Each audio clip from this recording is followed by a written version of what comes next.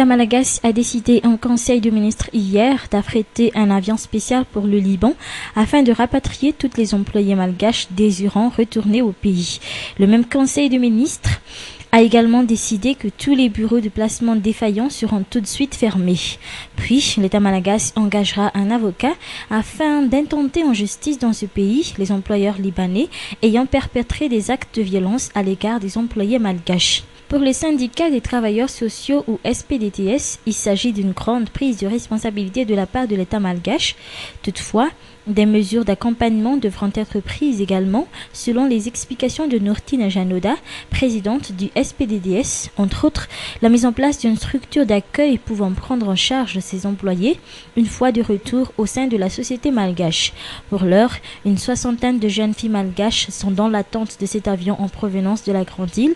Elles sont actuellement hébergées par l'Institut catholique de Liban. Toujours selon Nourtine Janoda, depuis hier, quelques 512 employés malgaches leur ont envoyé une plainte et demandent leur rapatriement. Lors du Conseil des ministres d'hier, le président de la HAT avait demandé au ministère de la Population et celui du Travail et des Lois sociales à ce que des annonces soient faites dans la presse locale pour appeler les familles des employés malgaches au Liban à fournir des renseignements, ce pour faciliter leur localisation et leur rapatriement si elles le veulent toutefois. À part ces employés déjà dépistés, une quinzaine d'employés malgaches détenus en prison dans ce pays pour diverses raisons judiciaires pourront également être rapatriés à Madagascar suite à des négociations entamées auprès du gouvernement libanais. Une rencontre entre le ministère de la Population et le SPDDS aurait eu lieu cet après-midi selon des informations recueillies. Une rencontre qui sera certainement axée sur cette affaire de rapatriement, étant donné que le SPDTS avait et continue de jouer un rôle très important dans cette affaire.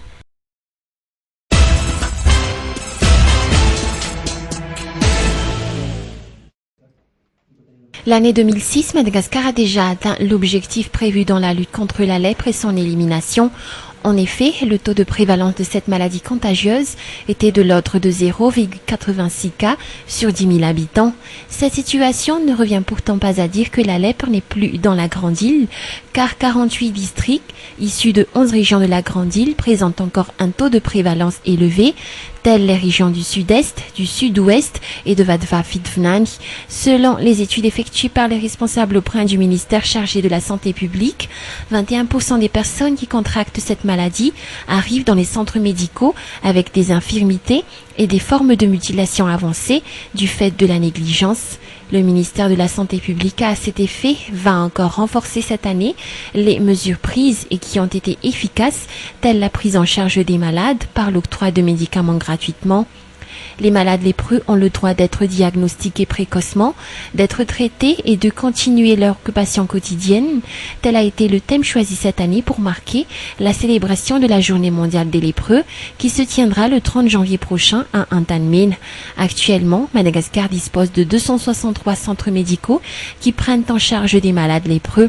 Pour ce qui est de la durée du traitement, elle est de 6 mois à 1 an, mais que le malade prenne soin de ne pas faillir chaque prise de plaquettes.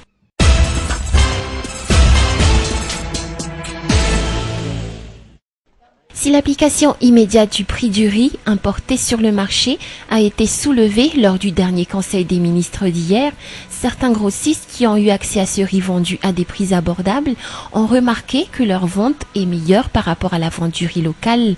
Cette dame, grossiste à Anousbé par exemple, a souligné qu'effectivement elle a accru son chiffre d'affaires depuis qu'elle a eu ce riz importé, malgré le fait qu'il soit vendu à des prix bien bas par rapport aux autres genres de riz locaux sur le marché. Elle achète 30 tonnes chez un opérateur Sisa Mbumangakil et revend le kilo à 1120 ariar de façon à ce que ses clients les reprennent à leur tour et les revendent à un prix maximum 1180 ariar le kilo. Un écart de prix compris entre 100 jusqu'à 220 ariar est alors perçu par les grossistes selon ses calculs. Elle pose cependant des conditions car ce riz importé n'est pas confié à tout un chacun, a souligné Juliette, grossiste à Anouspe. Elle met en place une certaine procédure durant la vente de riz vendu à 1120 ariars le kilo. Elle demande tous les renseignements possibles sur le client, comme leur adresse, leurs coordonnées, et leur fait promettre de le vendre pas plus de 1180 ariars le kilo. À un tel rythme, elle fait dans les 750 ariars de bénéfices pour chaque sac de riz de 50 kilos. Selon les dernières informations concernant la mise sur le marché de ce riz importé, vendu à des prix très bas, une cargaison est en route, rapportant toujours ce riz accessible à tout un chacun.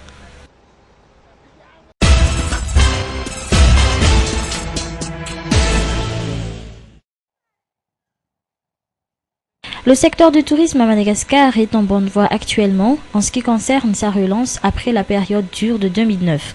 Au cours de l'année 2010, quelques 2000 nouveaux emplois ont été créés, ce qui fait que pour l'heure, ce secteur enregistre 29 389 employés. Longtemps mis au second plan, le secteur touristique devra prochainement revenir au devant de la scène économique malgache, étant donné que le président de la HAT lui-même avait déclaré dans son discours à Yavlou que ce secteur sera priorisé afin de mieux développer le pays. Le ministère est ainsi en pleine préparation de la tenue du Forum des investisseurs, un forum qui, selon la ministre du Tourisme Irène Andreas, devrait apporter des innovations pour le tourisme malgache. Par ailleurs, la politique du tourisme, qui n'a jamais été réellement établie, s'inscrira dans les projets à réaliser par le ministère de tutelle cette année. Cependant, la relance du secteur touristique malgache n'est pas l'unique affaire du ministère du Tourisme. Diverses collaborations devront se faire avec d'autres départements ministériels, pour ne parler que du domaine des impôts pour les investisseurs ou encore le domaine du foncier. Des facilitations ou encore des allègements fiscaux devront se faire afin d'attirer encore plus les investisseurs à venir à Madagascar. Pour le ministère du Tourisme, il s'agit de faire de la Grande Île la première destination touristique dans l'océan Indien, un défi qui attend de très grands efforts. En 2010, l'île Maurice avait accueilli plus de 800 000 touristes, alors que pour Madagascar, l'on n'a enregistré que 196 052 touristes durant la même année.